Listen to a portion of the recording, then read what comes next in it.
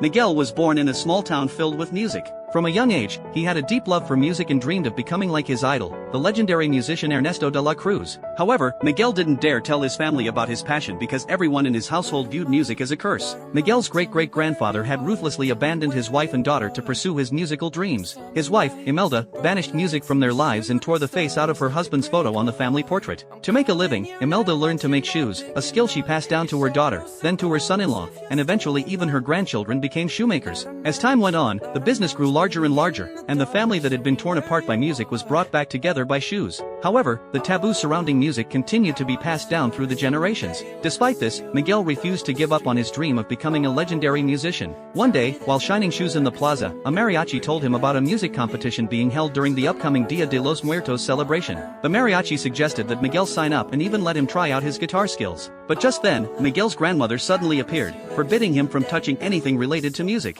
Determined to follow his dream, Miguel secretly made a guitar and practiced his idol songs over and over in the attic while watching video recordings. On the day of Dia de los Muertos, Miguel planned to sneak out and participate in the competition, but he was nearly caught by his family. He had no choice but to retreat back to the ofrenda room step by step, hiding his guitar and dog under the table. At that moment, his father and grandmother entered. They told Miguel that starting from that day, he could learn to make shoes and would no longer need to go out and shine them. After his family left, Miguel discovered that his dog was eating the offerings on the ofrenda. He immediately tried to stop the dog but accidentally knocked over the photo on the altar. Miguel noticed that there was a hidden portion behind the picture, revealing a beautiful guitar. He recognized it as the guitar of the legendary Ernesto de la Cruz and realized that his own great-great-grandfather was none other than his musical idol. Excitedly, Miguel ran to the rooftop, proudly holding up the photo and declaring that he would become a great musician just like his great-great-grandfather. However, Mama Coco insisted that Miguel not pursue music, saying that his great-great-grandfather had abandoned his family for music and that it had only brought misfortune to their household. She then smashed the guitar to pieces. Seeing the destroyed instrument, an angry Miguel snatched the photo from his father's hands and ran out of the house, heading straight for the Dia de los Muertos celebration to participate in the talent competition. But the woman in charge told Miguel that he couldn't register without an instrument. Dejected, Miguel gazed at the statue of Ernesto de la Cruz when he remembered the musician's guitar displayed in the museum. He sneaked into the museum, taking advantage of the loud exploding fireworks to break through the window and slip inside.